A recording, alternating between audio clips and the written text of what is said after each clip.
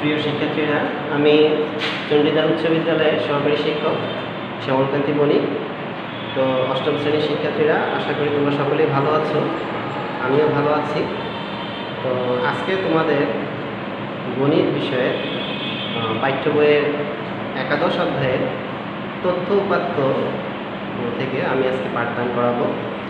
অতীতে আমি এর আগেও এই অধ্যায়তে ক্লাস নিয়েছিলাম, তোমরা নিশ্চয়ই সেগুলি দেখছো। আর আজকে আমি একটা প্রশ্ন ইতিমধ্যে লিখে ফেলেছি, তোমরা সেটা দেখো। আর এই প্রশ্নটা আমি যখন সলভ করব, আশা করি এটা তোমরা ভালোভাবে যদি বুঝতে পারো, পাঠ্য বইয়ের বাকি অঙ্কগুলো তোমরা করতে পারবে। তো এখন দেখো আমাদের আজকের অঙ্কটা কি আছে, যে দশম শ্রেণীর 30 জন শিক্ষার্থীর বাংলা বিষয়ে প্রাপ্ত নম্বর হলো। এখানে 30 জন শিক্ষার্থীর নম্বর দেওয়া আছে 42, 45, 47, 60, 61, 58, 59, 52, 51, 73, 57, 71, 64, 49, 58, 60, 58, 73, 64, 55, 64, 54, 63, 63, 48, 47, 68, 52, 56, 66। এই 30 জন শিক্ষার্থীর নম্বরগুলো এখানে দেওয়া আছে। আমাদের প্রথম প্রশ্ন বলতেছে যে শ্রেণী ব্যবধান 5 ধরে শ্রেণী সংখ্যা নির্ণয় করো। শ্রেণী ব্যবধান 5 ধরে আমরা শ্রেণী সংখ্যা প্রথমে নির্ণয় করব। দ্বিতীয় প্রশ্নে বলতেছে যে ক নম্বরে মধ্যক নির্ণয় করো, এবং গ নম্বরে বলতেছে যে প্রচুরক নির্ণয় করো। এখন তোমরা দেখো যে আমি প্রথম প্রশ্ন ক নাম্বার শ্রেণী ব্যবধান 5 ধরে শ্রেণী সংখ্যা নির্ণয় করতে হবে। তো ক নাম্বার অঙ্ক শুরু করতেছি, খেয়াল করো। ক নাম্বার অঙ্ক আমাদের শ্রেণী ব্যবধান দিয়ে দিচ্ছে, এখানে শ্রেণী ব্যবধান হচ্ছে 5। মানে শ্রেণী ব্যবধান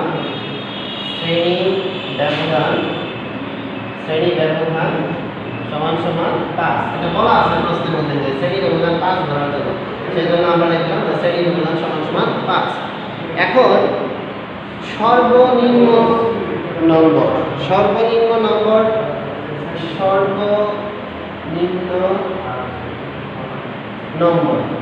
আমরা এখান থেকে বুঝতে চেষ্টা করব যে আমাদের যে নম্বরটা দেওয়া আছে, সর্বনিম্ন নম্বর এখানে কোনটা, সবচেয়ে ছোট নম্বরটা কোনটা। আমরা যদি এখানে কাউন্ট করি, দেখা যাবে যে 42 সবচেয়ে ছোট, আর বাকি সংখ্যাগুলো অবশ্যই 42-এর বড় আছে।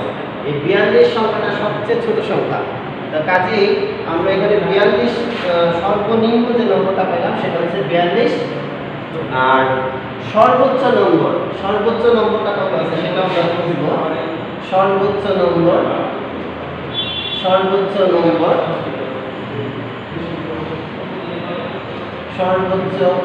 নম্বর এই নম্বরটা কত আছে আমরা এখানে বোঝার চেষ্টা করি। সর্বোচ্চ নম্বরটা কত, তা আমরা যদি এই সংখ্যাগুলো কাউন্ট করি যে কোন সংখ্যাটা সবচেয়ে বেশি, এই 73 সংখ্যাটা সবচেয়ে বেশি বড় সংখ্যা, সবচেয়ে বড় সংখ্যা, এর বাকিগুলো না ছোট। কাজে সর্বোচ্চ নম্বর পেলাম কত, 73। এবার আমরা পরিসর বের করব, যে পরিসরটা তাহলে কত আসছে। পরিসর বের করার নিয়মটা হচ্ছে সর্বোচ্চ নম্বর থেকে সর্বনিম্ন নম্বরটা বাদ দিতে হবে। তো সর্বোচ্চ নম্বর মাইনাস বা বিয়োগ সর্বনিম্ন নম্বর যোগ 1। সর্বোচ্চ নম্বর থেকে সর্বনিম্ন নম্বরটা বিয়োগ করব, আর তার সাথে 1 যোগ করব। তাহলে সর্বোচ্চ নম্বরটা ছিল 73, আর সর্বনিম্ন নম্বরটা ছিল 42, তার সাথে যোগ হবে 1। এখন যদি বিয়োগ করি, তাহলে আমরা বিয়োগ ফল পাবো 31। বিয়োগ করলে 73 থেকে যখন 42 বিয়োগ করবো তখন থাকবে 31, তার সাথে আরো যোগ হবে কত, আরো যোগ হবে 1। তাহলে 31 আর 1 যোগ করলে 32। আমরা পরিসর পেয়ে গেলাম 32। এখন শ্রেণী সংখ্যা যাচ্ছে, শ্রেণী সংখ্যাটা কত। তো শ্রেণী সংখ্যা বের করার যে নিয়ম, শ্রেণী সংখ্যা বের করার নিয়মটা হচ্ছে পরিসরকে ভাগ করতে হবে শ্রেণী ব্যবধান দ্বারা। পরিসরকে ভাগ করব শ্রেণী ব্যবধান দ্বারা।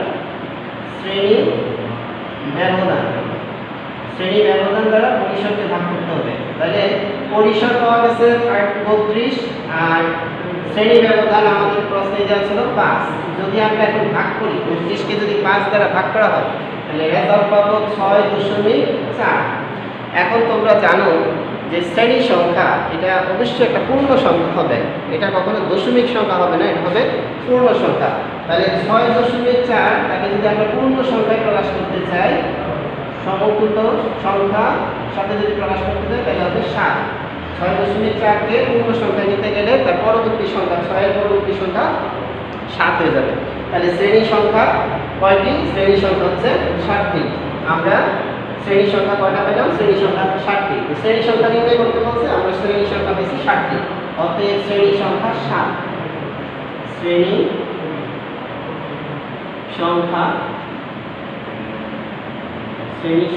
7টি। শ্রেণী সংখ্যা 7টি। শেষ আমাদের ক নাম্বার অঙ্কটি। শ্রেণী সংখ্যা কয়টি? শ্রেণী সংখ্যা হচ্ছে 7টি। তো আশা করি ক নাম্বার অঙ্কটা বুঝতে পেরেছো। এবার ক নাম্বার অঙ্ক মধ্যক নির্ণয় করতে হবে।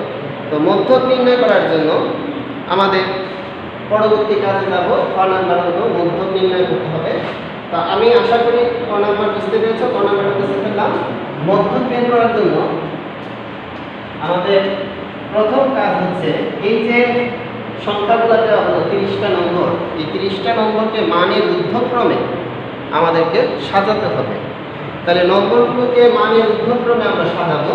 তাহলে 6 নাম্বার অঙ্ক মধ্যক নির্ণয় করো, এটা আমি শুরু করতেছি। 6 নাম্বার নম্বরগুলো, যে নম্বরগুলো দেওয়া আছে নম্বরগুলো মানের ঊর্ধ্বক্রমে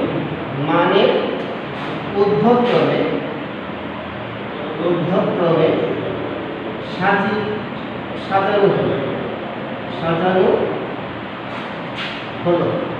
এই সংখ্যাগুলোকে আমরা মানের ঊর্ধ্বক্রমে সাজাবো। আর যদি মানের ঊর্ধ্বক্রমে সংখ্যাগুলোকে আমরা সাজাই, মানের ঊর্ধ্বক্রমে যদি সাজাই তার মানে কি? সবচেয়ে ছোট সংখ্যা সর্বপ্রথমে হবে 42। আমরা আগের নম্বরটা দেখছিলাম সবচেয়ে ছোট সংখ্যাটা হচ্ছে 42। তাহলে নম্বরগুলো মানের ঊর্ধ্বক্রমে সাজানো হলে সবচেয়ে ছোট সংখ্যা 42। এইভাবে সংখ্যাগুলো ছোট থেকে বড়র দিকে সাজানো। তাহলে 42 এর পরে আমরা পাবো 45, 45 এর পরে পাওয়া যাবে 47। এখন 47 সংখ্যাটা দুইবার আছে এখানে 47 সংখ্যাটা দুইবার আছে। এই 42 45 এর পরে যে 47 সংখ্যাটা দুইবার, এখানে একবার এখানে একবার দুইবার আছে, সেই জন্য 47 সংখ্যাটা পর পর দুইবার লেখা হচ্ছে। এরপরে 48, তারপরে আছে 49, তারপরে আছে 51, এরপরে 52, 52 পরে 52 সংখ্যাটা দুইবার আছে। 52 সংখ্যাটা আমরা দুইবার পাবো। এখানে সংখ্যাগুলোর মধ্যে 52 সংখ্যা দুইবার আছে। এই যে এখানে একবার দেখা যাচ্ছে আর এখানে একবার, এই দুইবার পাওয়া গেছে 52 সংখ্যা, সেজন্য 52 দুইবার লিখলাম। তারপরে সংখ্যাটা 54, তারপরে আছে 55, তারপরে আছে 56, তারপরে 57, 57 পরে আছে 58। 58 সংখ্যাটা তোমরা যদি খেয়াল করো, 58 সংখ্যাটা তিনবার পাওয়া গেছে। 58 সংখ্যাটা আমরা পাইছি তিনবার। কোথায় কোথায় যদি খুঁজো তাহলে তিনবার পাবা। উপরের লাইনে দেখা গেছে এখানে একবার আছে, এখানে 58 আছে, এখানে 58 আছে, তিনটা 58 আছে, কাজে 58 পরপর তিনবার লেখা হলো। এরপরে 59, 59 এর পরে সংখ্যা 60। এখন 60 সংখ্যাটা দুইবার আছে, এখানে মোট 60 সংখ্যাটা আমরা দুইবার পাবো। 60 এর পরে আছে 61, তারপরে 63, এরপরে আছে 64। 64 সংখ্যাটা দুইবার পাওয়া গেছে। 64 সংখ্যা দুইবার পাওয়া, তিনবার পাওয়া গেছে। 64 সংখ্যাটা তিনবার পাওয়া গেছে এখানে। তারপরে আছে আমাদের 66, 66 সংখ্যাটা দুইবার আছে। এই সবগুলোর মধ্যে খুঁজলে দেখবা 66 সংখ্যাটা দুইবার পাওয়া যাবে। আর এরপরে আছে 68, তারপরে 71, তারপরে 73। 73 সংখ্যাটা দুইবার পাওয়া গেছে। 73 সংখ্যাটা দুইবার। এখন সংখ্যাগুলোকে আমরা মানের ঊর্ধ্বক্রমে সাজানো হলো। এখন এখানে মোট সংখ্যা দেওয়া আছে 30টা। তো 30টা যেহেতু দেওয়া আছে, তাহলে এই সংখ্যাগুলো কিন্তু জোড় সংখ্যা আসে। তাহলে মোট নম্বর সংখ্যা, এখানে যে সংখ্যাগুলো যে দেওয়া সংখ্যাগুলো জোড় সংখ্যক, এখানে মোট নম্বরগুলো, এখানে যে মোট সংখ্যাগুলো আমরা বলতে পারি যে সংখ্যাগুলো জোড় সংখ্যক, সংখ্যাগুলো জোড় সংখ্যক, সংখ্যাগুলো জোড় সংখ্যক, জোড় সংখ্যক, জোড় সংখ্যক। তাহলে n এর মান এখানে 30, কারণ 30টা সংখ্যা দেওয়া আছে। আর যে সংখ্যাগুলো টোটাল সংখ্যাটা জোড় সংখ্যক, সংখ্যাগুলো আমরা পাচ্ছি, সংখ্যাগুলি জোড় সংখ্যক n এর মান এখানে 30টা সংখ্যা থাকা যায়। এখন জোড় সংখ্যা যদি আসে তাহলে মধ্যক বের করার সূত্র একরকম হবে, আর বিজোড় সংখ্যা আসলে সেখানেও মধ্যক বের করার সূত্র কিন্তু ভিন্ন হবে। যেহেতু আমরা জোড় সংখ্যা পাইছি, কাজে মধ্যক বের করার যে সূত্র আমরা জানি যে মধ্যক সমান সমান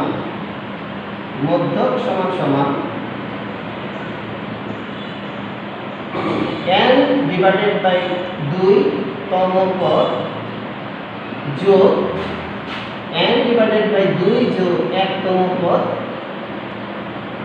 ডিভাইডেড বাই 2।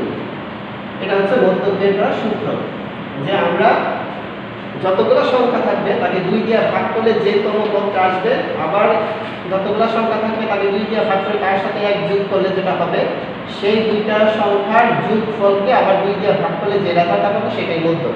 এখন n এর মান যদি আমরা এখানে 30 বসাই দিই, এখানে n এর মান যদি 30 বসানো হয় তাহলে 30 ডিভাইডেড বাই 2 তম পদ, তার সাথে আসবে যোগ 30 ডিভাইডেড বাই 2 যোগ 1 তম পদ ডিভাইডেড বাই 2। এখন 30 কে 2 দিয়ে ভাগ করলে কত হয়? 30 কে 2 দিয়ে ভাগ করলে হবে 15, তাহলে 15 তম পদ, 15 তম পদ যোগ 30 কে 2 দিয়ে ভাগ করলে 15, 15 এর সাথে 1 যোগ করলে 16, তাহলে 16 তম পদ, 15 তম পদ আর 16 তম পদ ডিভাইডেড বাই 2।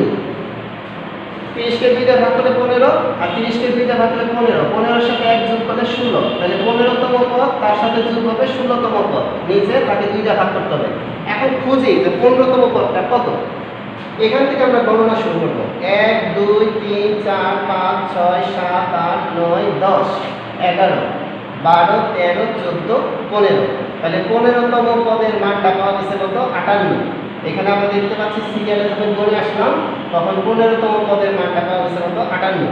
তাহলে 15 তম পদের মান হচ্ছে 58, এটা লিখলাম। এবার 16 তম পদ, তো 16 তম পদ এখানে যদি 15 তম পদ 58 হয়, তারপরেরটাই কিন্তু 16 তম পদ, 16 তম পদের মানটাও কিন্তু 58 দেওয়া আছে, কাজে 16 তম পদের মানও 58 হয়ে গেল। নিচে কত আছে? নিচে আছে 2, তাহলে 58 আর 58 যখন আমরা যোগ করব তখন হবে 116। 58 সাথে 58 যখন যোগ করা হবে তখন হবে 116, আর নিচে থাকে কত? 2। 116 কে যখন 2 দিয়ে ভাগ করা হবে তখন আমরা পাবো কত? 58। কাজে আমরা মধ্যকের রেজাল্ট পেয়ে গেলাম যে মধ্যক কত? মধ্যকের রেজাল্ট হচ্ছে 58। মধ্যকের রেজাল্ট 58। আমাদের অঙ্ক শেষ, আশা করি তোমরা বুঝতে পেরেছো। এইবার আমাদের সর্বশেষ অঙ্ক প্রচুরক নির্ণয় করব। প্রচুরক নির্ণয় করার জন্য আমাদের যে কাজটা করতে হবে, এই অঙ্কটা আমরা যে মানের ঊর্ধ্বক্রমে সাজাইছি খ নাম্বারে, সেখানে আমরা দেখতে পাচ্ছি যে কিছু সংখ্যা আছে 2 বার করে আছে, যেমন 47 2 বার করে আছে, তারপরে 8 আছে 2 বার করে, 60 2 বার আছে, 64 আছে 3 বার, 66 2 বার আছে। এখন দেখো কিছু সংখ্যা 2 বার করে আছে, কিছু সংখ্যা আছে 3 বার করে, যেমন 58 সংখ্যাটা 3 বার আছে, আর 64 সংখ্যাটাও কিন্তু 3 বার আছে, 1 2 3। আর কোনো সংখ্যা কিন্তু 3 বার করে নাই, একমাত্র 58 সংখ্যাটা 3 বার আছে আর 64 সংখ্যাটা 3 বার আছে। যে সংখ্যাটা সর্বাধিক থাকবে সেটাই কিন্তু প্রচুরক হবে। তাহলে গ নাম্বার অঙ্ক আমরা শুরু করতেছি। গ নাম্বার অঙ্কে প্রচুরক আছে। এখন দেখো গ নাম্বার অঙ্কে আমরা ক্ষয়ের সাহায্য নিয়ে আমরা এখান থেকে বের করতে পারতেছি যে 58 সংখ্যাটা আছে 3 বার। এখানে 58 সংখ্যাটি 3 বার আছে, 3 বার আছে। 8 কোন সংখ্যা 3 বার আছে 64, এই 64 সংখ্যাটা আমরা 3 বার পাইছি। তো কাজে এবং 64 যে সংখ্যাটা 64 সংখ্যাটি 3 বার আছে, তাহলে যে সংখ্যাটা সবচেয়ে বেশি বার থাকবে সেটাই প্রচুরক। তাহলে প্রচুরকে দেখা গেল 58 এবং 64 যেহেতু 3 বার করে আছে, কাজে প্রচুরক হবে এখানে 58 এবং 64। অতএব নির্ণেয় প্রচুরক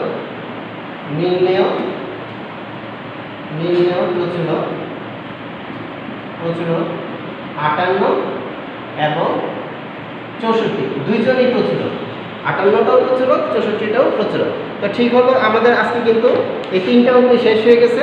তা আশা করি তোমরা এইরকম অঙ্ক বই অনেকগুলো আছে, এগুলি তোমরা পাঠ্য বই দেখে বাকিগুলো করার চেষ্টা করবা, আশা করি পারবা। তোমাদের সকলের সুস্বাস্থ্য কামনা করে আমি আমার আজকের পাঠদান এখানেই সমাপ্ত করলাম। ধন্যবাদ।